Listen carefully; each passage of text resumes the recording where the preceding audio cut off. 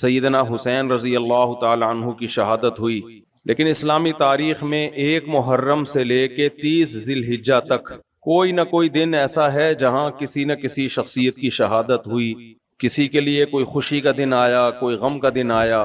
اس لیے اسلام میں کسی کے واقعے کی بیس پہ کسی دن کی کوئی اہمیت نہیں ہے۔ میں آپ کو مثال سے بات سمجھاتا ہوں۔ آپ مجھے ایک بات بتاؤ، یہودی جو تھے نا، یہودی، ان کے لیے جو مقدس دن تھا، جو خوشی کا دن تھا، وہ اتوار کا دن تھا۔ آج بھی یہودی اتوار کو ہفتے کا دن تھا۔ آج بھی یہودی ہفتے کے دن کو مقدس دن سمجھتے ہیں، یوم السبت جسے کہا جاتا ہے۔ یہودیوں کے بعد جو قوم آئی وہ کون سی تھی؟ آپ لوگ منہ سے بولیں گے وہ عیسائی قوم تھی۔ اچھا، جب تک پسینہ نکل رہا ہے نا اور گرمی لگ رہی ہے تو گرمی کے فضائل کو سوچ سوچ کے اس گرمی کو برداشت کریں آپ لوگ۔ جب کسی ٹینشن کا علاج نہیں ہوتا نا تو اس ٹینشن کے فضائل سوچنے چاہیے۔ جب لوگ 2 شادیاں کر کے پچھتاتے ہیں نا، میرے پاس آتے ہیں تو میں ان کو پھر فضائل سناتا ہوں کہ اس غم پہ آخرت میں اجر کتنا ملے گا آپ کو، تو تھوڑی سی ان کی ٹینشن دور ہوتی ہے۔ اور ان کی ٹینشن دور کرنے کا میرے پاس ایک ہی طریقہ ہے کہ اب ساری زندگی اس ٹینشن کے لیے تیار رہو۔ آہستہ آہستہ کیا ہو جاؤ گے آپ؟ عادی ہو جاؤ گے۔ ایک آدمی کسی نجومی کے پاس گیا اور کہا میرا ہاتھ دیکھ کے بتا، تو اس نے کہا کہ بھائی 5-6 سال مزید غربت رہے گی۔ وہ خوش ہو گیا کہ پھر 5-6 سال کے بعد غربت دور ہو جائے گی۔ اس نے کہا نہیں، اس کے بعد تم غربت کے عادی ہو جاؤ گے، یعنی غربت کی ٹینشن 5-6 سال رہے گی، اس کے بعد تمہیں اس غریبی کی عادت پڑ جائے گی۔ تو جب ٹینشن کا علاج نہیں ہوتا تو اس کا ایک علاج یہ بھی ہے کہ ٹینشن کے فضائل سوچے جائیں۔ تو آج کل میں گرمی کے فضائل پر بہت بیانات کر رہا ہوں کہ دیکھو یہ جو ہمارا پسینہ نکلتا ہے نا، یہ بیٹھے بیٹھے بے تحاشا ورزش ہو رہی ہے جو ہم کرتے نہیں ہیں۔ آپ کو پتا ہے گرم علاقوں کے لوگوں کی صحتیں یعنی عمریں لمبی ہوتی ہیں، سرد علاقوں کے لوگوں کو اپنی عمر کو مینٹین رکھنے کے لیے محنت زیادہ کرنی پڑتی ہے۔ گرم علاقے کے لوگ بغیر کچھ کیے ویسے ہی لمبی عمریں۔ آپ افریقہ چلے جاؤ 90 سال 95 سال، یورپ جاؤ گے تو وہ ایکسرسائز اور بہت بہترین ڈائٹ کر کے اپنی عمر کو وہ مینٹین رکھتے ہیں، صحت کو مینٹین رکھتے ہیں۔ گرمی میں فری پھوکٹ کی طرف اللہ کی طرف سے ایک پیکج ملا ہوا ہے آپ کو۔ فری پھوکٹ سمجھتے ہیں؟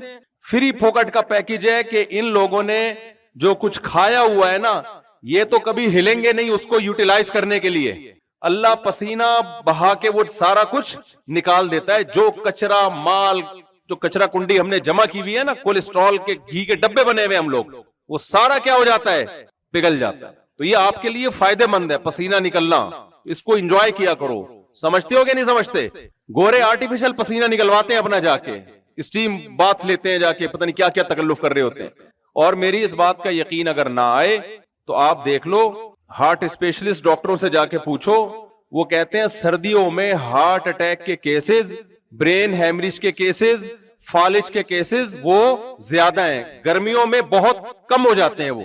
تو کون سا ایسا کام ہے بھائی جو گرمی میں ہو رہا ہے جس کی وجہ سے ہارٹ اٹیک نہیں ہو رہا یا گریشو کم ہو گیا ہے؟ ادھر توجہ دیں، یہ پیچھے کیا ہو رہا ہے؟ کوئی میچ ہو رہا ہے بھائی؟ آپ لوگ ذرا یہاں نہ کھڑے ہو نا تو سب لوگ آپ کا بیان سن رہے ہیں، ذرا اندر جا کے اگر بات کر لیں، ٹھیک ہے؟ تو سردیوں میں کیا ہوتا ہے کہ ہماری رگوں میں لچک ختم ہو جاتی ہے، کھچتی ہیں، تو اس سے بی پی بھی ہائی ہوتا ہے، طلاقیں بھی اسی سے ہوتی ہیں اور پھڈے بھی ہوتے ہیں۔ تو گرمیوں میں دوسری شادی بھی زیادہ کامیاب ہوتی ہے کیونکہ بی پی دونوں کا کیا ہوتا ہے؟ نارمل۔ آپ سردیوں میں شادی کرو گے زیادہ ٹینشن میں آؤ گے کیونکہ دونوں کا بلڈ پریشر کیا ہوا ہے؟ ہائی ہوا ہے۔ تو اس لیے جب تک گرمی کا حل نہیں ہے تو فی الحال گرمی کے فضائل سوچ سوچ کے کیا کرو بھائی؟ انجوائے کرو، سمجھ رہے ہو؟ تو میں یہ عرض کر رہا تھا کہ کیا عرض کر رہا تھا، میں بھول ہی گیا، وہ جو بات لے کے میں چلا تھا، نہیں وہ تو صحت کی بات۔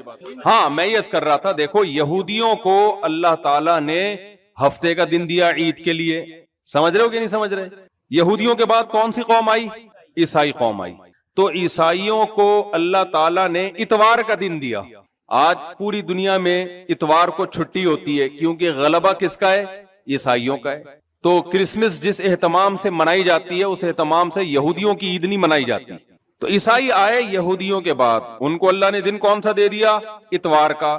عیسائیوں کے بعد ہم آئے تو اس حساب سے ہمارا کون سا بننا چاہیے تھا؟ ابے بھائی جمعہ کیوں بننا چاہیے تھا؟ سارا سبق ہی کینسل ہو گیا، پورا دوبارہ سے بتانا۔ بھائی 2 اور 2 4 ہوتے ہیں، تو 2 جمع 2 جمع 2 6 ہوں گے نا. دیکھو پہلے نمبر پہ یہودی قوم تھی, اس کو دیا ہفتہ, اس کے بعد عیسائی قوم آئی, اس کو دیا اتوار, اس کے بعد ہم آئے تو ہمارا کون سا دن بنتا ہے؟ پیر کا. تو ہمارا مقدس دن پیر ہونا چاہیے تھا, اور اس لیے بھی ہونا چاہیے تھا کہ بخاری مسلم کی صحیح حدیث ہے کہ نبی نے فرمایا میں پیر کے دن پیدا ہوا ہوں. اس لحاظ سے تو پیر کو اور اہمیت دینی چاہیے تھی. منڈے کا دن اسلام میں مبارک دن ہوتا کہ بھائی نمبر بھی ہمارا پیر والا آ رہا ہے, اور نبی صلی اللہ علیہ وسلم کی پیدائش کا دن بھی کون سا ہے؟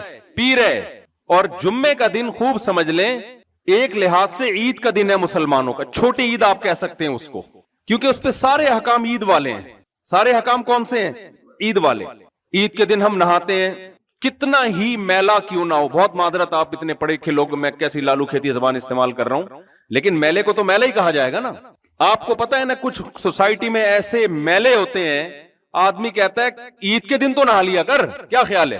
ان کو تانا دیا جاتا ہے کمبخت عید کے دن تو, یعنی عید کے دن کتنا ہی میلے سے میلا مسلمان ہو وہ بھی بہرحال کیا کر لیتا ہے؟ نہا لیتا ہے. وہ الگ بات ہے کہ غسل خانے میں جانے کے بجائے اس کو سروس اسٹیشن لے کے جاتے ہیں, اس کی سروس کرواتے ہیں. جس صابن سے وہ نہاتا ہے اس صابن کو پھر دھونا پڑتا ہے سرف سے, سمجھ رہے ہو؟ جہاں وہ نہاتا ہے وہاں کیچڑ بن جاتا ہے. لیکن مرے سے مرا مسلمان بھی, چاہے مذہب سے بالکل بھی رشتہ نہ ہو, عید کے دن بالآخر وہ بھی نہانے کا تکلف کر لیتا ہے. تو جمعے کے بھی دن ہم کیا کرتے ہیں؟ نہاتے. تو عید والا کانسیپٹ آ گیا کہ نہیں آ گیا جمعے میں؟ عید کے دن کتنی رکعتیں پڑھتے ہیں ہم جمع ہو کے؟ بولو بھائی, 2 رکعتیں پڑھتے ہیں. دیکھو گرمی صرف آپ کو نہیں لگ رہی, مجھے بھی لگ رہی ہے, اس لیے جو میں پوچھوں تو اس کا جواب مجھے آگے سے چاہیے. ایسا ایٹیٹیوڈ نہ ہو کہ آپ کہیں کہ صرف آپ ہی کو گرمی لگ رہی ہے, ہمیں تو لگتی نہیں ہے. تو اس لیے جب میں اتنا بول رہا ہوں تو آپ کو بھی آگے سے بولنا پڑے گا. تو عید کے دن بھی ہم جمع ہو کے کتنی رکعتیں پڑھتے ہیں؟ 2. جمعے کے دن بھی ہم جمع ہو کے کتنی رکعتیں پڑھتے ہیں؟ 2.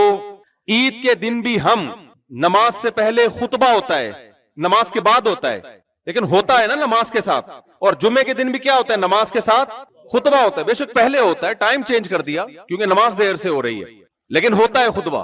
عید کے دن بھی کتنے خطبے ہوتے ہیں؟ 2. امام بیچ میں بیٹھتا ہے نا. جمعے کے دن بھی کتنے خطبے ہوتے ہیں؟ 2 ہوتے ہیں. پھر عید کے دن روزہ رکھنا حرام, جمعے کے دن بھی روزہ رکھنے کی فضیلت نہیں ہے. نبی صلی اللہ علیہ وسلم نے فرمایا جمعے کی رات کو عبادت کے ساتھ خاص مت کرو, صحیح حدیث, اور جمعے کے دن کو روزے کے ساتھ خاص مت کرو. خاص کرنے کا مطلب یہ کہ جمعے کو کوئی الگ سے فضیلت نہیں ہے روزہ رکھنے کی.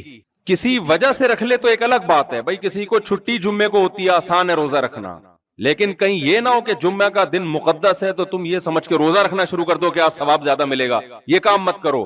تو خالصتاً عید کا دن ہوتا تو جمعے میں روزہ حرام ہوتا, لیکن عید کا چونکہ لک آ رہا ہے تو روزہ حرام تو نہیں ہے, لیکن قابل تعریف بھی نہیں ہے. تو عید کا لک ڈال دیا نا اس میں شریعت نے جمعے کے دن کو, سارے حکام عید والے. اور کمال کی بات ہے بھائی, مسلمانوں کی عیدیں دن کی روشنی میں منائی جاتی ہیں. جمعہ بھی کس وقت منایا جاتا ہے؟ دن کی روشنی میں. عیسائیوں کی عیدیں رات میں. آپ دیکھو کرسمس کب ہے؟ رات میں 12 بجے شروع ہوگا ان کا کرسمس. ہندوؤں کے تہوار بھی رات کو انجوائے کرتے ہیں وہ لوگ. اسلام کی عیدیں کب ہیں؟ دن کی روشنی میں. تو سارے احکام جمعے میں کون سے پائے جا رہے ہیں؟ عید والے پائے جا رہے ہیں. تو بھائی سوال پیدا ہوتا ہے, نبی صلی اللہ علیہ وسلم جب اس دن پیدا ہوئے ہیں تو اس پہ تو عید ہونے کی مہر لگ گئی. پیر کے دن پیدا کس دن ہو رہے ہیں؟ پیر کے دن. نمبر ہمارا کون سا بن رہا ہے؟ ہفتے کے بعد اتوار, اتوار کے بعد پیر. سارے فضائل پیر کے دن پائے جاتے ہیں کہ نبی کی ولادت کا دن بھی ہے, اس کو عید قرار دے دو. ہمارا نمبر بھی پیر کا آتا ہے, اس کو کیا قرار دے دو؟ عید قرار. لیکن ریورس گیئر لگا دیا. نا, اگر پیر کا دن قرار دے دیا جاتا تو مسلمان یہ نہیں کہتے کہ چونکہ یہودی کا ہفتہ تھا, عیسائیوں کا اتوار تھا, اس لیے ہمیں پیر دیا گیا, بلکہ مسلمانوں میں بدعتی لوگ یہ کہنا شروع کر دیتے بھائی اس دن تو چونکہ محمد صلی اللہ علیہ وسلم کی پیدائش ہوئی ہے اس لیے اس دن کو مقدس بنا دیا گیا. اللہ نے کہا میں ریورس گیئر لگا دوں گا, اتوار سے آگے جانے کے بجائے بالکل ہفتے کے پیچھے لے جاؤں گا, تاکہ یہ کانسیپٹ تمہارے دماغوں میں کبھی بھی نہ آئے کہ اللہ کسی کے دن کی ولادت کو سیلیبریٹ کرنے کا تمہیں حکم دے رہا ہے. نہیں آئے میرا خیال ہے بات. تھوڑا ٹھنڈے پانی کا چھڑکاؤ ہوگا, سمجھ میں آ جائے گا انشاءاللہ. اس سے بھائی یہ پتہ دیکھو، ہم اللہ کو رسول کو مانتے ہیں تو مذہب جو اللہ رسول نے دیا وہی مانیں گے یا اخپل طریقے سے چلیں گے؟ اخپل سمجھتے ہو؟ پشتو میں اخپل کا مطلب اپنا طریقہ. ہمارے ایک دوست ہے وہ پشتو، میں نے کہا یار یہ تم لوگ کیا وہ فلانی بہن کو وراثت دی تھی، تم نے کہہ رہا ہم لوگ کا اخپل طریقہ ہے. میں نے کہا بھائی جان یہ اخپل نہیں ہوتا. صحیح ہے نا، اللہ رسول کا طریقہ ہے. کہہ رہے ہیں لیکن ہم لوگ کا کون سا ہے؟ اخپل بھی چل رہا ہوتا ہے بیچ میں. تو سب قوموں میں چل رہا ہے اخپل، پنجاب والوں میں اخپل طریقہ چل رہا ہے، اردو اسپیکنگ میں ان کی اپنی روایات ہیں. بھائی جنت میں اگر اللہ تعالیٰ تمہیں قومیت کی بیس پہ لے کے جائے گا تو سب کو چاہیے اپنے اپنے اخپل طریقے چلائیں.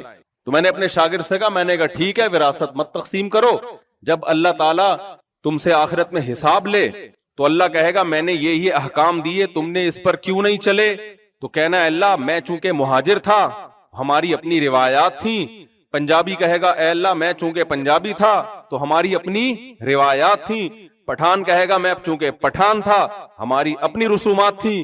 اللہ کہے گا چلو ٹھیک ہے، ایک جنت میں نے پٹھانوں کے لیے الگ بنائی ہوئی ہے، پنجابیوں کے لیے الگ بنائی ہوئی ہے، مہاجروں کے لیے الگ، سندھیوں کے لیے الگ. تو سارے اپنے اپنے ڈپارٹمنٹ میں چلے جاؤ. اگر اللہ نے ایسا کرنا ہے تو میں نے کہا مجھے کوئی اعتراض نہیں ہے. لیکن اللہ میاں نے قرآن میں الحم سے لے کے والناس تک نہ پٹھان کا ذکر کیا، نہ مہاجر کا ذکر کیا، نہ اللہ نے سندھی کا ذکر کیا. عربی کو نہیں چھوڑا اللہ نے جن پہ قرآن نازل ہو رہا ہے. اگر قوم پرستی کی بیس پہ جنت ملتی تو نبی جس قوم میں آئے وہ سب سے سپیریئر قوم ہوتی، عرب، قریش. لیکن کمال کی بات ہے کہ اسلام کی جو پہلی جنگ ہے نا غزوہ بدر، وہ عربیوں نے لڑی ہے، نہ محمد صلی اللہ علیہ وسلم نے لڑی ہے نا وہ جنگ. تو آپ کون تھے؟ عربی. پھر عرب میں آپ تھے قریشی، پھر قریش میں آپ تھے ہاشمی. تو پتہ ہے آپ کا سب سے پہلا مقابلہ کس کے ساتھ ہوا بدر میں؟ سامنے جو لوگ تھے وہ کون سے تھے؟ عرب. اور عرب میں زیادہ تر ان میں کون تھے؟ قریشی. اور قریش میں کون تھے؟ ہاشمی. تو اسلام کی تو پہلی جنگ نے ہی قوم پرستی کا گلا دبا دیا کہ اگر یہ قوم کی جنگ ہوتی تو اپنی قوم کو تھوڑی تلوار اٹھاتے. سمجھتے نہیں ہو بات کو. جب نہیں پڑھو گے رات کو تو کیسے سمجھو گے بات کو؟ یہ ہم اسکول میں تانا سنتے تھے ٹیچروں سے کہ بیٹا رات کو کتاب دیکھ کے کچھ سمجھ لیا کرو تاکہ صبح کلاس سمجھ میں. جب نہیں پڑھو گے رات کو تو نہیں سمجھو گے بات. تو سب سے پہلی تلوار اسلام کی اٹھی کس کے خلاف؟ قوم پرستی کے خلاف. آج ہم ہر چیز میں قوم کا سہارا، بھائی میں یہ اس لیے کرتا ہوں ہماری روایات. بھائی تو محرم کی سبیلیں کیوں لگاتا ہے؟ بھائی وہ شیعہ مسلک ہے ان کو لگانے دو، ان کی رائے ہے. آپ کیوں لگاتے ہو؟ بھائی سب لگا رہے ہیں. ہم لوگ کا علاقے میں ایسا ہوتا ہے، علاقے میں ایسا ہوتا ہے، ہم لوگ کے ہماری روایات ہیں. ایک ہندو سے میں نے پوچھا کہ بھائی آپ بتوں کی عبادت کیوں کرتے ہو؟ اس نے کہا ہماری روایات ہیں، ہماری پرمپرا ہے. کہتے ہیں ہم پیدا کس کے گھر میں ہوئے؟ ہندوؤں کے گھر میں. کہنے لگا اللہ کو اگر مجھ سے توحید پرست بنانا تھا تو مجھے توحید پرستوں کے گھر میں پیدا کرتا. اللہ نے مجھے مشرکوں کے گھر میں پیدا کیا ہے، بت پرستوں کے. تو اس کا مطلب اللہ چاہتا ہے کہ میں کیا کروں؟ بت پرستی. میں نے اس سے کہا میرے بھائی اللہ نہ کرے آپ چوروں کے گھر میں پیدا ہو جاتے اور چوری کرتے ہوئے پکڑے جاتے، کورٹ میں یہ بیان دے کے چھوڑ جاتے آپ. جج آپ سے پوچھا کمبخت تو اس کی مرغی کیوں چورا رہا تھا؟ مرغی مفتی صاحب نے پالی تھی، میرا مرغے چرائے اصل میں ایک بندے نے. ایک بہترین طریقے سے میں نے مرغا پالا ہوا تھا ایک دن، اور غلطی اس میں مرغے کی بھی تھی. مرغے کو میں نے 4-6 مرغیاں لا کے دی ہوئی ہیں، پڑوسیوں کی مرغیوں کے پیچھے بھاگ رہا ہے. نیچ حرکت ہے یا نہیں آپ بتاؤ؟ گلی محلے کی مرغیوں کو تلاش کر رہا ہے. تیرے پاس مرغیاں کم ہے. تو وہ یہی ہوا کہ پھر وہ چوری ہو گیا، وہ تو کیمرے میں دیکھ لیا ہم نے، ورنہ وہ حلال ہو جانا تھا. یہ ہے بدنظری کی سزا. ایک مرغا مرغی کے پیچھے بھاگ رہا تھا تو مرغی گاڑی کے نیچے آ گئی نا، وہ بیچاری ٹکر ہو گئی. مرغے نے کہا کم بخت جان دے دی، عزت پہ آنچ نہیں آنے دی. جان دے دی. میں چاہ رہا ہوں تھوڑا آپ کو گرمی کم لگے اصل میں، اس لیے تھوڑا سا اس میں تڑکا لگا رہا ہوں. تو موسم ایسا ہو رہا ہے نا، آپ بالکل ہی اگر میں رلانے دھلانے والی بات کروں گا تو پہلے ہی آپ رو رہے ہو اس گرمی میں، پھر آپ اور زیادہ رو گے. تو میں نے کہا میرے بھائی پھر تو آپ کو چاہیے تھا، آپ کہیں مرغی چراتے ہوئے پکڑے جاتے، آپ عدالت میں جاتے، آپ بیان دیتے کہ بھائی میرے تو ابا بھی مرغی چوری کرتے تھے، میرے تو دادا چپلیں چرایا کرتے تھے، والدہ محترمہ کنڈا لگا کے بجلی چرایا کرتی تھی، تو میں نے چوری کر لی. تو اللہ اگر مجھے ایماندار بنانا چاہتا تھا تو چوروں کے گھر میں پیدا کیوں کیا؟ یہ کوئی دلیل ہے؟ لیکن ہم اس ہندو بیچارے کا تو مذاق اڑا رہے ہیں. اصولی طور پر ہم سب اسی طرح ہی عمل کر رہے ہیں. کہ میرے پڑوس میں یہ ہوتا ہے, میرے ملک میں یہ ہوتا ہے, میرے دوست یہ کرتے ہیں, میرے آفس میں یہ ہوتا ہے, میرے فلانے کے ہاں یہ ہوتا ہے, تو چونکہ ہماری پرمپرا ہے, ہمارے ہاں یہ ہو رہا ہے, تو ہم بھی کیا کر رہے ہیں, وہی کر رہے ہیں. بھائی ایسا نہیں ہے, آپ کو اپنے آپ کو اللہ اور اس کے رسول کے حوالے کرنا پڑے گا. ما آتاکم الرسول فخذوہ, اللہ کہتے ہیں نبی نے جس چیز کا آرڈر دے دیا لے لو اس کو, جس سے منع کر دیا اس سے رک جاؤ. تو ہمیں دن منانے کی پرمیشن نہیں ملی پیغمبر کی طرف سے, ملتی تو ہمارے لیے پیر کا دن مقدس ہوتا. اور کمال در کمال دیکھیے آپ, پیر کے دن کو نبی صلی اللہ علیہ وسلم نے نہ صرف یہ کہ مقدس نہیں بنایا, بلکہ اس میں روزہ رکھ کے اس میں عید کے کانسیپٹ کو بالکل ختم کر دیا. دیکھو آپ صلی اللہ علیہ وسلم یہ کرتے نا کہ پیر کا دن مقدس ہوگا, بھئی جمعے کا دن ہمارا کون سا ہوگا, اصل میں پیر کا دن جمعہ ہوگا ہمارا, پیر کے دن ہم جمع ہوا کریں گے. تو یہ تصور آتا کہ یہ عید کا دن ہے ہمارے لیے, یہ آتا نا تصور. لیکن نبی اس دن پیدا ہوئے تو آپ صلی اللہ علیہ وسلم پیر اور جمعرات کا روزہ رکھا کرتے تھے. صحابہ نے پوچھا آپ کیوں رکھتے ہیں, فرمایا پیر کے دن میری پیدائش کا دن ہے, میں چاہتا ہوں کہ اس دن میں روزہ رکھا کروں. روزہ عید کے بالکل اگینسٹ ہے, یعنی اس بات کا پھر بھی خطرہ تھا کہ کچھ نہ کچھ لوگ آئیں گے جو پیر کے دن کو نہ کچھ بنانا شروع کر دے کہ چلو نبی نے تو نہیں منایا, لیکن نبی کے آنے کی خوشی میں ہم تھوڑا سا کچھ کر لیں پیر کے دن. کیا خیال ہے بھائی, تھوڑا کوئی گیدرنگ ویدرنگ ہو, تھوڑا لڈو مڈو کے تبادلے ہو جائیں, تھوڑا ہال پھور, تھوڑا چمک پٹی, کچھ ایک بلب لگا دیا, اصل تو 12 کو لگے گا لیکن تھوڑے بہت لک ابھی آ جائے. پیر کو بھی تھوڑا سا ہو نا, جیسے بھائی پورے پراپر جو سروس اسٹیشن جاتے ہیں وہ تو عید کے دن جاتے ہیں نا نہانے کے لیے, جمعے کو اگر نہیں بھی نہائے گا تو وضو تو کر لے گا نا. تو بھائی اصل تو عید جس دن نبی پیدا ہوئے تھے, جو لوگ دعویٰ کرتے ہیں 12 تاریخ کو, حالانکہ وہ بھی غلط ہے, ایسا نبی کی 12 تاریخ بنتی نہیں ہے, چلو مان لیا 12 ربیع الاول کو پیدا ہوئے, تو اصل تو وہ ہے, لیکن پیر کے دن ہم تھوڑا سا عید کا لک آنا چاہیے, تھوڑا سا, جیسے جمعے کو عید پوری نہیں ہوتی, تھوڑا سا لک آتا ہے. تو نبی نے پیر کو روزہ رکھ کے اس لک کو بھی کیا کر دیا, بولو ختم. کیونکہ روزہ اور خوشی کا دن جمع نہیں ہو سکتا. روزہ بھوکا پیاسا رہنے کا نام ہے, خوشی منانے کے لیے کھانا ضروری ہے. کبھی آپ نے دیکھا آپ کو کوئی خوشی ملی, آپ کے بیٹے نے A+ سے ایگزام پاس کر لیا, اب دوست کہہ رہے ہیں یار اس خوشی کو سیلیبریٹ کرنا چاہیے, منانا چاہیے. آپ نے کہا ٹھیک ہے صبح کا ناشتہ سب چھوڑ دو, خوشی میں سب کیا کرو, صبح کا ناشتہ چھوڑ دو. کوئی لاجک بنتی ہے بھائی؟ خوشی میں سب کیا کرو, ناشتہ چھوڑ دو. اس نے کہا بھائی کیا کر رہا ہے, ناشتہ چھوڑ دو تو کیا مطلب, تو کھلائے گا ناشتہ, کہہ رہے بس چھوڑ دو تاکہ ہم خوشی کو منائیں. زیادہ خوشی ہوئی ہے, دونوں بچے A+ سے پاس ہوئے, لنچ بھی چھوڑ دو. اور اگر اکٹھی 4 شادیاں ہو گئی ہیں, صبح صادق سے لے کے غروب آفتاب تک کھانے پینے کا ناغا, ولیمے میں لوگوں کو بلاؤ, کھجوریں بھی نہیں, بلاؤ اور بولو آج کھانے کا ناغا ہے. ایسا ولیمہ دیکھا آپ نے؟ ہر خوشی کے موقع پہ کھلانا اور پلانا. عید الفطر خوشی کا موقع, روزہ حرام. عید کی نماز سے پہلے نبی کچھ نہ کچھ کھایا کرتے تھے. عید الاضحیٰ میں اس وقت تک کھاتے نہیں جب تک بقرعید کا گوشت نہ آ جائے. کھانے پینے کا دن, حدیث میں آتا ہے بقرعید کے جو ایام ہیں, ایام اکل و شرب, وہ کھانے اور پینے کے دن ہیں. اور ولیمے ایک خوشی کا دن ہے. جب انسان کی شادی ہوتی ہے, خوشی ہوتی ہو یا نہیں ہو لیکن ہونی چاہیے انسان کو, ولیمے کا حکم ہے تو ولیمہ کرتا ہے. پہلی شادی میں بھی, دوسری میں بھی, تیسری میں بھی, چوتھی میں بھی.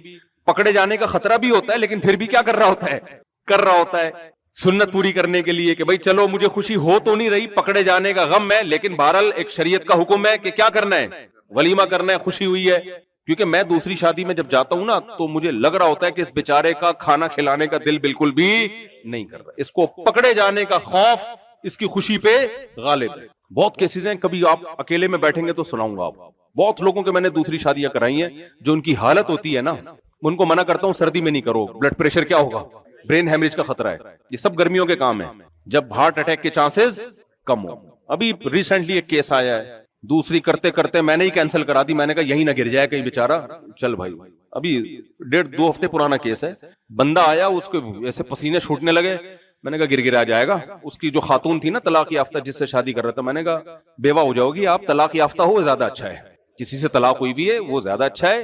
طلاق کے بعد پھر بیوہ لوگ بولیں گے اسی نے مارا ہے, ٹھیک ہے نا, تو اس لیے کینسل کرائی. میں نے کہا ایسے ہاتھ پاؤں پھول رہے ہوتے ہیں. خیر, تو بھائی ہم میں اللہ تعالیٰ نے پیر کے دن روزہ رکھوا کے اس میں عید کے کانسیپٹ کو ختم کر کے یہ بتا دیا کہ تمہیں اپنی رائے پر نہیں چلنا، اسلام تمہارے جذبات کا نام نہیں ہے، اسلام نام ہے قرآن، سنت اور اصحاب رسول صلی اللہ علیہ وسلم کو فالو کرنا۔ سمجھتے ہو کہ نہیں سمجھتے ہو؟ یہ اصحاب رسول میں نے کہاں سے لگا دیا بیچ میں؟ آپ کہو گے اسلام تو نام ہے قرآن اور سنت کا، اصحاب رسول کہاں سے لگا دیا؟ اصحاب رسول قرآن سے ہی لگایا ہم نے۔ اصحاب رسول کہاں سے لگایا؟ قرآن سے لگایا۔ قرآن کہہ رہا ہے مشرکین مکہ یہ کہا کرتے تھے صحابہ کے بارے میں، جب مسلمان ہوئے نا ابو بکر، عمر، عثمان، علی رضی اللہ عنہم، بلال حبشی، عبداللہ بن مسعود، ابو ہریرہ، یہ سارے اصحاب رسول، ان میں زیادہ تر غریب صحابہ کی تھی۔ جب یہ مسلمان ہوئے تو مشرکین مکہ نے بولا کہ سردار تو ہم ہیں، دولت مند ہم لوگ ہیں، عقل ہم میں زیادہ ہے، تو اگر اسلام واقعی خیر کی چیز ہوتا تو ہم پہل کرتے، ہم پہلے مسلمان ہوتے۔ یہ غریب غربا یہ پہلے مسلمان ہو رہے ہیں، یہ اس کی علامت ہے اسلام خیر کی چیز نہیں۔ تو کہتے ہیں لو کان خیرن، بھائی ایک جگہ بیٹھ جائیں آرام سے۔ اچھا، لو کان خیرن، وہ کہتے اسلام اگر خیر کی چیز ہوتا، ما سبقونا الیہ، تو یہ مشرکین مکہ ہم پہ سبقت نہ کرتے، ہم پہل کرتے۔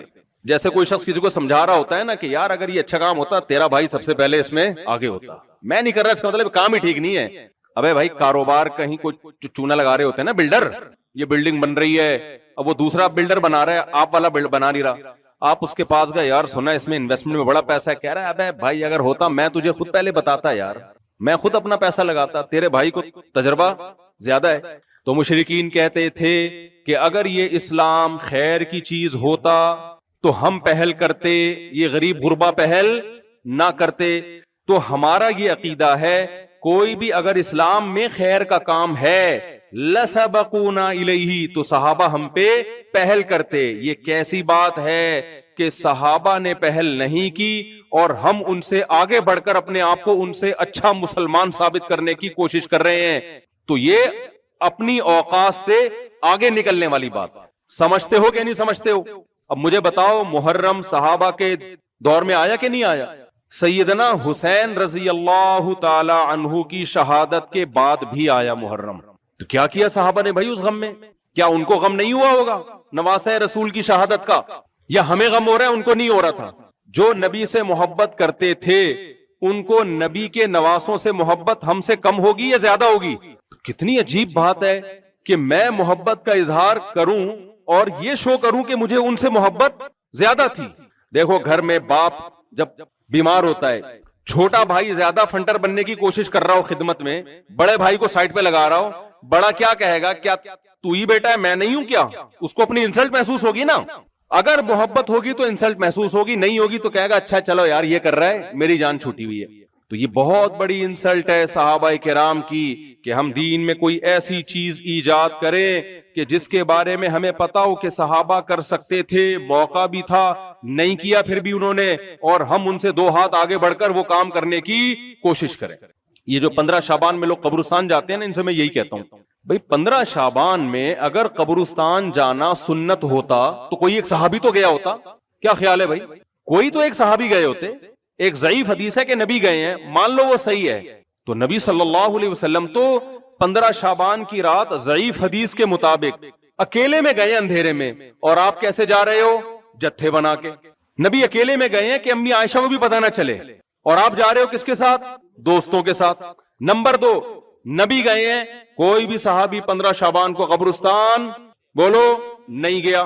تو یہ کیسی سنت ہے کہ صحابہ نے زندہ نہیں کی، آپ زندہ کر رہے ہو؟ تو بدعت سے اپنے آپ کو بچاؤ۔ سمجھ رہے ہو کہ نہیں سمجھ رہے؟ اسلام کس چیز کا نام ہے؟ رسومات کا نام نہیں ہے، اسلام نام ہے۔ دیکھو یہ رسومات مشرکین مکہ میں بھی بہت زیادہ تھی۔ ابھی تو میں نے آپ کو وہ کام بتایا نا جو نہیں کرنے، ربیع الاول نہیں منانا، ہمارے لیے وہ عید کا دن بولو نہیں ہے۔ محرم میں ہمیں سیدنا حسین کے شہادت کا بے انتہا غم ہے، لیکن اس غم کو منانے کی ہمیں اجازت نہیں ہے۔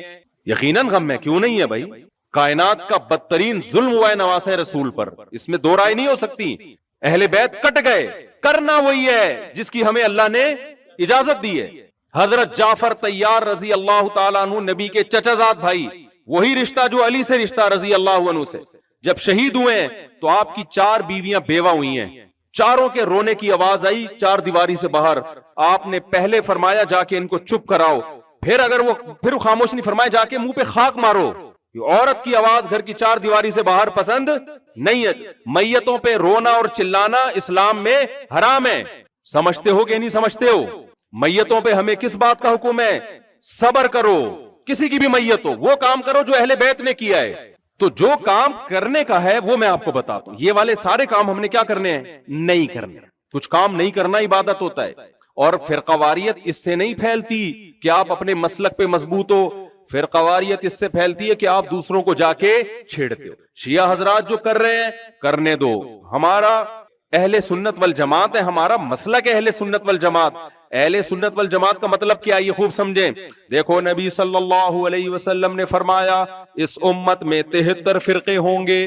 یہ جو لوگ آج کل ایک منجن بیچ رہے ہیں نا اسلام میں فرقے ہی نہیں ہے, اب ایک گراؤنڈ ریئلٹی کے خلاف بات کر رہے ہو. نہیں ہے تو یہ کیا آ گیا مارکیٹ میں اتنے سارے؟ ایسے تو اسلام میں چور بھی نہیں ہے, لیکن کیا مسلمانوں میں چور ہے یا نہیں ہے؟ بہت ہیں. اب ایک ابا اپنے بیٹے سے کہہ رہا ہے بیٹا چوروں کے ساتھ مت بیٹھنا, ایمانداروں والوں کو فالو کرنا, ایمانداروں کے ساتھ بیٹھنا, انہی کے مسلک کو فالو کرنا, چوروں کے مسلک کو فالو نہ کرنا. بیٹا زیادہ فنٹر نکلا, اس نے کہا ابا اسلام میں تو چور ہے ہی نہیں, کوئی ایک حدیث بتاؤ جس میں اسلام میں چوروں کی فضیلت ہو. ابا کہے گا بیٹا اسلام میں چور نہیں ہے, تبھی تو کہہ رہا ہوں کوئی چور نظر آئے تو ان کے ساتھ مت بیٹھنا, آ کے بیٹھنا ان کے ساتھ جو ایماندار ہوں. حقیقت میں چور ہیں. کیا خیال ہے بھائی؟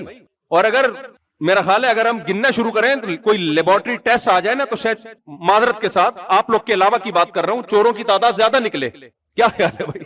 حقیقت میں دیکھا جائے نا تو لگے گا اسلام میں ہے ہی چور. اللہ بچائے ہم سب کو سوائے چند لوگوں کو چھوڑ کے. یعنی اسلام کا مطلب مسلمانوں میں, لیکن اسلام چوری کو اپریشیٹ نہیں کرتا. تو اسلام فرقہ واریت کو پسند نہیں کرتا, لیکن مسلمانوں میں فرقے بہرحال ہیں. اب جب فرقے ہیں تو کرنا کیا ہے؟ سارے فرقوں کو بم سے اڑا دیں. تو وہ کرنا ہے جو ہمیں نبی نے حکم دیا ہے. فرقے جب پھیل جائیں تو کیا کرنا ہے تم نے؟ فرمایا اس فرقے کو فالو کرنا ہے جس میں یہ علامات پائی جائیں. وہ علامات کیا ہیں؟ نبی صلی اللہ علیہ وسلم نے فرمایا میری امت 73 فرقوں میں بٹے گی. بنی اسرائیل 72 میں تھے, میری امت ایک اسٹیپ آگے ہی جائے گی, پیچھے نہیں آئے. یہ کتنے فرقوں میں بٹیں گے؟ 73. کلہم فی النار, 72 جہنمی. ان فرقوں میں ایک کیا ہوگا؟ جنتی. ایک فرقہ کہاں جائے گا؟ جنت. اب نبی سے پوچھا گیا, صحابہ نے ہم پہ احسان کیا کہ اسے ایک جنتی کا پوچھ لیا تاکہ ہماری کنفیوژن کیا ہو؟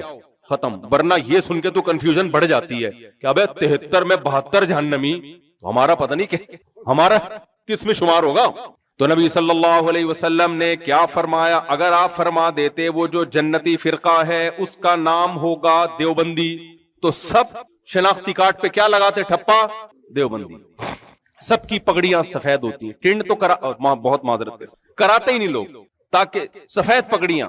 اور اگر نبی فرما دیتے اس فرقے کا نام, آپ کو دیکھ کے مجھے سکون مل رہا ہے, واحد آدمی ہو, بہت سکون مل رہا ہے آپ کو دیکھ, ماشاءاللہ. خرچہ ہو گیا لیکن کام اچھا ہو گیا. تو نبی صلی اللہ علیہ وسلم نے فرمایا اگر آپ فرما دیتے اس فرقے کا نام ہوگا بریلوی, تو میں ہری پگڑی پہن کے بیٹھا ہوتا. صحیح ہے نا؟ ہرے ہرے جھنڈے یہاں پہ لگے ہوئے ہوتے. اگر نبی فرماتے تھے بھائی وہ شیعہ فرقہ ہوگا تو ہم ابھی سب جلوس میں گئے ہوئے ہوتے. کیا خیال ہے بھائی؟ سارے وہ بن جاتے. اگر نبی فرما دیتے وہ اہل حدیث ہوگا, کچھ بھی فرما دیتے, سب وہی نام رجسٹر کرا لیتے. اس سے کنفیوژن ختم ہونے کے بجائے بڑھ جاتی. کہ ابے اگر مثال کے طور پر نبی فرماتے وہ اہل حدیث ہوں گے, ہم کہتے ہیں بھائی یہ والے ہوں گے, وہ والے ہوں گے, یہ والے ہوں گے, وہ والے ہوں گے, سارے ہی کیا ہیں؟ ایک ہی جیسے, یعنی نام سب کا سیم ہے. تو اس لیے نبی صلی اللہ علیہ وسلم نے اس فرقے کا نام نہیں بتایا, اس فرقے کے اندر علامت بتائیے کہ جس میں بھی یہ علامت پائی جائے, بھلے وہ کسی بھی نام سے ہو, ناموں میں کچھ نہیں رکھا, اس کے کاموں کو دیکھو. نام کچھ بھی ہو, اس سے غرض نہیں ہے, کام دیکھو. یہ علامت پائی جاتی ہے تو جنتی ہے.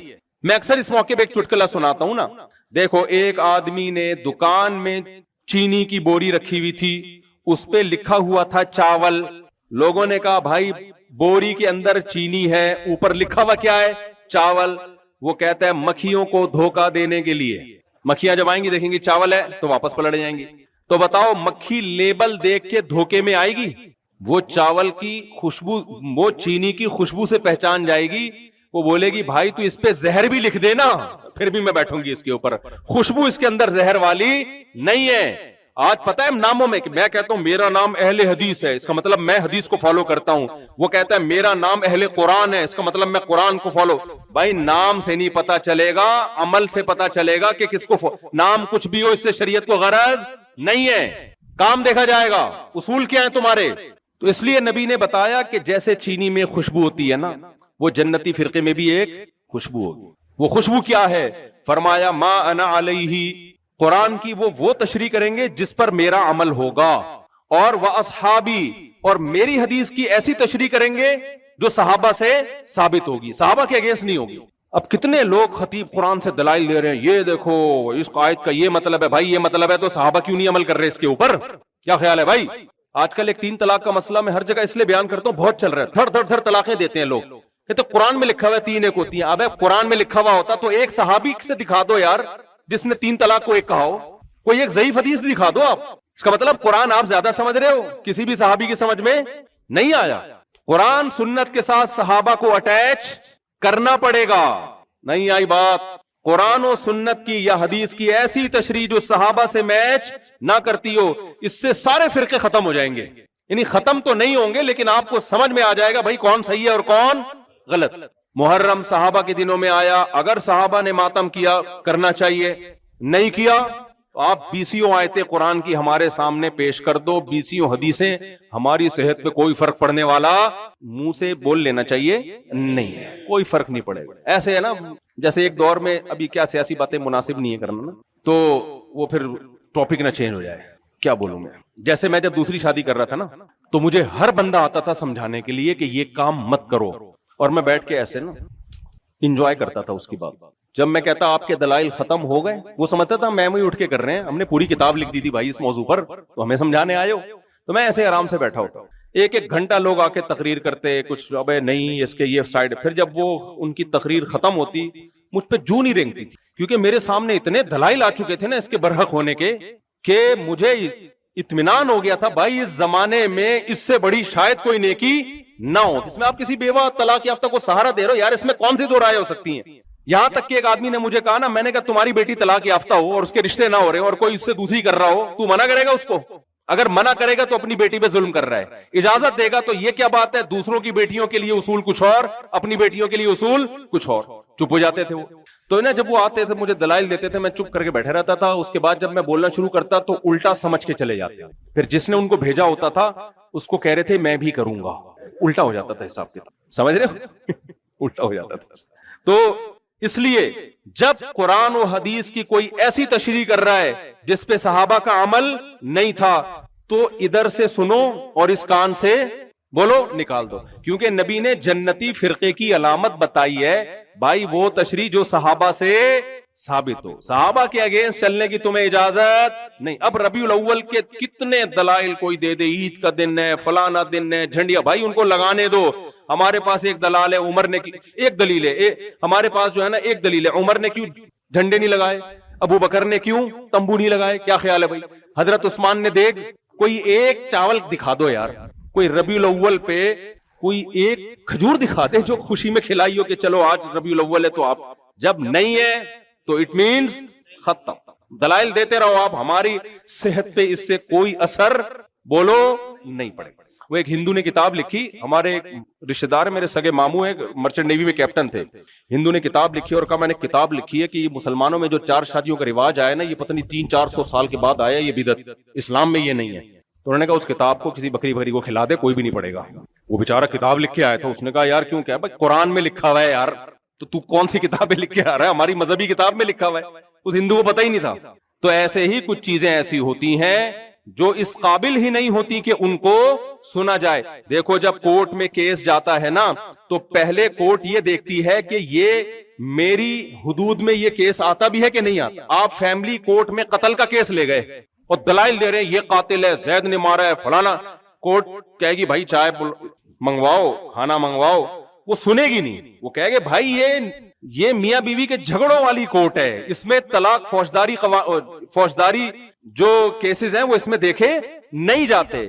تو جب کوئی چیز صحابہ سے ثابت ہی نہیں ہے تو کوئی قرآن و حدیث کے انبار بھی لگا دے آپ کو, بھائی یہ سننے کے قابل ہے ہی نہیں. اگر یہ خیر کا کام ہوتا تو یہ دلائل صحابہ کے سامنے بھی تو تھے. تو یہ وہ کام ہے جو ہم نے نہیں کرنا. محرم فضیلت والا مہینہ, کرنا کچھ نہیں ہے, صرف ایک روزہ رکھنا ہے. آج میں نے روزہ رکھنا تھا, آپ کے بیان کی وجہ سے چھوڑا ہے میں نے روزہ, کیونکہ صبح ٹائٹ گرمی تھی. میں نے کہا دوپہر بھی میرے کہیں بیان تھا, اور میں نے کہا عصر کے بعد بھی, تو روزہ کا ہو جائے گا بیان نہیں ہوگا, تو میں اس اسپیڈ سے کر نہیں پاتا. پھر میں نے ان کو بولا عشاء کے بعد بیان کر لو تاکہ ہم روزہ رکھ لیں.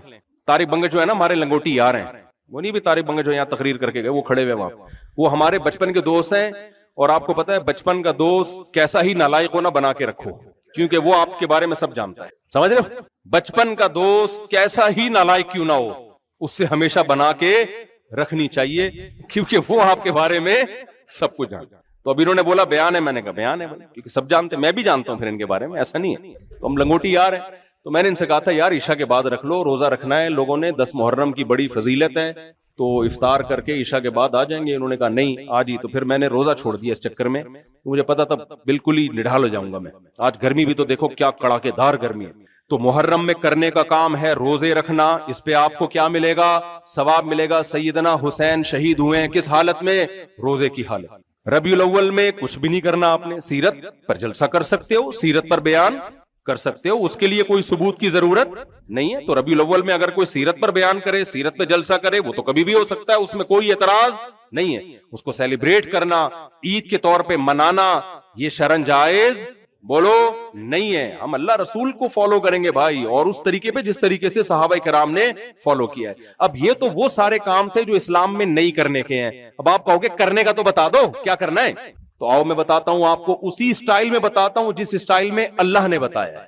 مشرکین مکہ میں بھی بہت ساری رسومات تھیں اوٹ پٹانگ قسم کی, اور وہ سمجھتے تھے کہ ان کاموں سے اللہ خوش ہوتا ہے. وہ جانوروں کو چھوڑ دیا کرتے تھے اللہ کے بتوں کے نام پہ, وہ سمجھتے اللہ خوش ہوگا کہ اللہ کے محبوب بندے تھے, ان کے نام پہ ہم نے چھوڑ دیا. اور پتہ نہیں کیا کیا کر رہے ہوتے تھے. بیت اللہ کا برہنہ طواف کرتے تھے, کہتے تھے جن کپڑوں میں ہم گناہ کرتے ہیں انہی کپڑے پہن کے اللہ کے گھر کی زیارت کریں. یہ عجیب قسم کا تقوی ہے یا نہیں ہے بھائی؟ تو بغیر کپڑوں کے ہم کیا کریں گے؟ بیت اللہ کا طواف. گھر میں جب حج کرنے جب جاتے تو جاتے دروازے سے تھے, آتے دیوار پھلانگ کے تھے. اوٹ پٹانگ رسومات تھی. تو اللہ نے بتایا کہ بھائی یہ سب چیزوں کو چھوڑ دو. اے اللہ کرے کیا؟ اللہ نے سورہ بنی اسرائیل میں فرمایا قل تعالوا, سورہ بنی اسرائیل سورہ انعام میں فرمایا قل تعالوا اتل ما حرم ربکم علیکم. اے نبی ان سے کہہ دیجیے آؤ میں بتاتا ہوں تمہارا رب کن چیزوں سے خوش ہوتا ہے اور کن چیزوں سے ناراض ہوتا ہے. تو وہ چیزیں اللہ نے قرآن میں کئی جگہوں پر بیان کی. وہ چیزیں کیا ہیں؟ قضا ربک اللہ تعبدوا الا ایاہ. اللہ کہتے ہیں سب سے پہلے اپنا عقیدہ ٹھیک کرو, اس خدا کے سوا, اللہ کے سوا کسی کو مت پکارو. صرف یا اللہ مدد, یا رسول اللہ مدد, یا علی مدد, یا غوث آدم مدد, یہ سارے نعرے ان میں سے کوئی ایک نعرہ بھی تمہارے لیے الاؤڈ نہیں ہے. سمجھ میں آ رہی ہے بات کہ نہیں آ رہی ہے؟ صرف یا اللہ مدد. ایاک نعبدو کا مطلب یہ نہیں ہے کہ ہم تیری عبادت کرتے ہیں, نا نا نا نا. اگر یہ مطلب ہوتا نا ہم تیری عبادت کرتے ہیں تو ہوتا نعبدو کا, جو آبجیکٹ ہے وہ آخر میں ہوتا. تو یہاں آبجیکٹ مقدم ہے, ایاک پہلے ہے, اس سے حصر کا فائدہ ہوتا ہے. اس کا مطلب ہے ہم تیری ہی عبادت کرتے ہیں, تیرے سوا کسی کی عبادت نہیں کرتے. مشکل کشا, حاجت روا اور تمام مسائل کا حل صرف کس کے پاس ہے بھائی؟ اللہ کے پاس ہے. یا ایھا الناس انتم الفقراء الی اللہ, اے لوگو تم سارے کے سارے اللہ کے در کے محتاج, فرشتے بھی, پیغمبر بھی, بزرگ بھی. میں بار بار ایک واقعہ سناتا ہوں بھائی. ایک آدمی میرے پاس آیا اور کہنے لگا کہ مجھے فالج ہو گیا, آدھا دھڑ خراب ہو گیا میرا, میں نے بہت علاج کرایا, بہت منتیں مانی, ٹھیک نہیں ہو کے دے رہا. مجھے کسی نے کہا ہے کہ فلاں بابا کے مزار پہ جانا ٹھیک ہو جاؤ گے. میں نے کہا جس بابا کے مزار پہ جا رہے ہو ان کے دونوں دھڑ کام نہیں کر رہے ہیں, تبھی تو وہ قبر میں گئے ہیں. کیا خیال ہے بھائی؟ تو جن کے دونوں دھڑ کام نہیں کر رہے وہ تمہارا آدھا دھڑ کیسے؟ کیا خیال ہے؟ بعض لوگوں کو قرآن و حدیث سمجھ میں نہیں آتا, بعض لوگوں کو کوئی عقلی دلیل دے دو تو سمجھ میں آ جاتی ہے. وہ میں نے کہا بھائی وہ تو اگر تھوڑا سا بھی ان کا دھڑ کام کر رہا ہوتا نا, جب وہ غسل کے لیے لٹایا ہوا ہوتا ان کو, اور تھوڑا سا دھڑ ہل جاتا تو وہ سارے پھٹے پہ لیٹے ہوئے ہوتے جو ان کو غسل دینے, خوف سے مر چکے ہوتے. تو بھائی انتم الفقراء, سارے کیا ہو فقیر, اسباب سے ہٹ کے طاقتیں صرف کس کے پاس ہیں؟ اللہ کے پاس. سب برابر. پیغمبر کا مقام اس لیے بلند ہے, اس لیے نہیں کہ آپ کے پاس اختیارات ہیں, اس لیے کہ ہمیں اللہ سے ملانے والے ہیں, اللہ کے پیغمبر ہیں. یہ کم مقام ہے کیا؟ تو اللہ نے فرمایا یہ کرنے کا کام ہے, یہ محرم میں بھی کرنا پڑے گا, سفر میں بھی, ربیع الاول میں بھی, ربیع الثانی میں بھی. سمجھ رہے ہو کہ نہیں سمجھ رہے؟ دوسرا کام اللہ نے فرمایا وَقَضَىٰ رَبُّكَ أَلَّا تَعْبُدُوا إِلَّا إِيَّاهُ وَبِالْوَالِدَيْنِ إِحْسَانًا. اللہ کے بعد سب سے بڑا حق کس کا ہے؟ والدین کا. اتنا بڑا حق ہے کہ کوئی یہ دعویٰ ہی نہیں کر سکتا کہ میں نے اپنے باپ اور ماں کا حق پورا کر دیا ہے. ہم اصل میں اپنے بچپن کو بھول جاتے ہیں. تبھی میں کہتا ہوں جب تمہاری شادی ہوا کرے اور بچہ پیدا ہوا کرے, اپنی بیوی کو دیکھا کرو کیسے اس بچے کے لیے مرتی ہے, اور خود اپنے آپ کو دیکھا کرو تمہیں کیسی محبت ہے اس سے. باپ مر جائے اس بچے کی باپ کی تلافی نہیں ہو سکتی. لوگ پالتے ہیں یتیموں کی طرح پالتے ہیں, احسان جتلاتے رہیں گے ساری زندگی. ابے ہم نے پالا ہے, اس کا تو باپ مر گیا تھا, لے پالک کی طرح پالیں گے اس کو. عیدی سینٹر میں بھی پل جاتے ہیں بچے. باپ کی گود میں بچہ جس عزت کے ساتھ پلتا ہے اور جیسے سر اٹھا کے جیتا ہے, یہ باپ کے علاوہ اور ماں کے علاوہ یہ گود اس کو دنیا میں کہیں نہیں ملتی. لیکن بڑا ہو کر شیطان بن جاتا ہے, بھول جاتا ہے. وہ کہتے ہیں نا ایک شخص بوڑھا ہو گیا تو اس نے, بڑھاپے میں انسان کا دماغ کام نہیں کرتا, اس نے بیٹے سے پوچھا, پڑھا لکھا بیٹا تھا, پڑھے لکھے بچوں کے پاس آپ کو پتا ہے ٹائم نہیں ہوتا. انہوں نے نیوٹن اور آئنسٹائن کی تھیوریز پڑھی بھی ہوتی ہیں, ان پہ ریسرچ کا کام کر رہے ہوتے ہیں وہ. تو ابا کے لیے ان کے پاس ٹائم نہیں ہوتا. تو باپ نے پوچھ لیا, دیوار پہ کوا آ کے بیٹھا ہوا تھا, نظر بیچارے کی کمزور تھی, یاداشت بھی کمزور تھی. پوچھا بیٹا یہ کیا ہے؟ بیٹے نے بول دیا کوا. بھول گئے ابا. پھر دوبارہ پوچھا بیٹا یہ کیا ہے؟ پھر بیٹے نے کہا بول تو دیا کوا. تھوڑا سا بیٹے کا لہجہ کیا ہو رہا ہے؟ چینج. پھر تیسری دفعہ باپ نے پوچھا یہ کیا ہے؟ اب بیٹے نے جھڑک دیا. جھڑکنا پتا ہے کسے کہتے ہیں؟ جو ملازمین کو نہیں جھڑکا جاتا, چلو یہاں سے, چپ ہو جاؤ. قرآن میں صاف اللہ نے فرمایا لا تنہرہما, باپ اور ماں کو تمہیں جھڑکنے کی اجازت. بولو یہ جو سرونٹ والا معاملہ ہے, چلو یہاں سے. جیسے امام صاحب کو جھڑکا جاتا ہے نا کمیٹی کی طرف سے, یعنی نہیں جھڑکا جاتا, سوری غلطی سے بعض دفعہ میرے منہ سے سچ نکلتا ہے, پھر میں ریورس کرتا ہوں اس کو. تو لا تنہرہما, اللہ کہتے ہیں ان کو جھڑکنا, یہ جو ہے نا ایسے جو اسٹائل نہیں ہوتا ملازموں والا, بتا تو دیا, سنتے نہیں ہو کیا, بول تو دیا. یہ اسٹائل جا کے اپنے باس کے ساتھ کرو. یہ اسٹائل وہاں گناہ نہیں ملے گا, صرف جاب جائے گی آپ کی. سمجھ رہے ہو کہ نہیں؟ ایک آدمی بہت بدتمیز تھا, اس کو پتہ نہیں چلے گا کس کی بات ہو رہی ہے, پرانا قصہ ہو گیا. بہت چیختا تھا نا گھر میں بھی باہر بھی, ذرا ذرا سی بات پہ ابا کے سامنے بہت چیختا تھا. میں نے اس کو سمجھایا, کہہ رہے ہیں یار میرے برداشت نہیں ہوتا, میں ہارٹ پیشنٹ ہوں اور میرے سے نہیں, ابا کی حرکتیں بھی تو دیکھو نا. اس کو کسی ملٹی نیشنل کمپنی میں جاب مل گئی. ایک دن آفس میں چائے والے پہ چیخ گیا. وہ باس پہ نہیں چیخا, کس پہ چیخا ہے؟ چائے والا. تو سنا دی ہائپر ہو جاتا تھا. تو آفس کا ماحول خراب ہوا. باس نے بولا بیٹا یہ فرسٹ ٹائم ہے اور یہ لاسٹ ٹائم ہے, دوبارہ یہ ملٹی نیشنل کمپنی ہے, یہ کوئی چائے کا کھوکھا نہیں ہے, یہ گولے گنڈے کی دکان نہیں ہے. یہاں آپ بیٹھ کے چیخ رہے ہو, یہاں سوئی بھی گرے گی تو آواز آتی ہے, ایسی خاموشی چاہیے.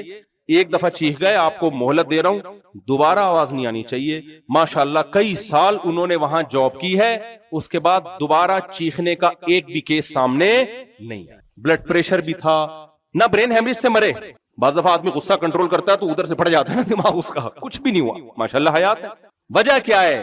ادھر باپ اور ماں ہے, وہاں اللہ حکم دے رہا ہے کہ کنٹرول کرو اپنی زبان کو. وہ باپ بیچارہ کیا بگاڑے گا آپ کا, وہ بڑھاپے میں نکال بھی نہیں سکتا آپ کو گھر سے, اس کو پتا ہے میرا آخری سہارا ہے, یہ گیا تو میں کہاں جاؤں گا. لہذا اس پہ گنے جو ہے نا تان کے اور کہہ رہے ہوتے ہم سے برداشت نہیں ہوتا. وہی جب باس سامنے ہوتا ہے تو سب کچھ بولو برداشت. اب انہوں نے برین ہیمریج پہ کیسے کنٹرول کیا ہوگا؟ غصہ آنے لگا ہوگا تو فضائل سوچے ہوں گے, ابے غصے کی کیا بات ہے, یہ چائے تو ہر جگہ لیٹ ہو جاتی ہے, کپڑوں پہ گر بھی جاتی ہے, اس بہانے کپڑے دھل جائیں گے, کیا خیال ہے؟ بہت ساری چیزیں سوچی. تو اللہ نے کیا فرمایا؟ سب سے پہلے عقیدہ توحید, اس کے بعد اللہ نے فرمایا محرم ہو یا سفر ہو یا ربیع الاول ہو, ماں باپ کے ساتھ بدسلوکی بولو نہیں کرنا. لا تنہرہما, ان کو جھڑکنا نہیں ہے, ان کے لیے دعائیں مانگنی ہے. اور خوب سمجھ لو جو باپ کا حکم ہے, دادا دادی نانا نانی کا بھی ماں اور باپ والا حکم ہے. جو احکام شریعت نے باپ اور ماں کو دیے, سیم وہی احکام کس کو دیے؟ باپ اور ماں کے والدین کو بھی وہی حقوق دیے ہیں.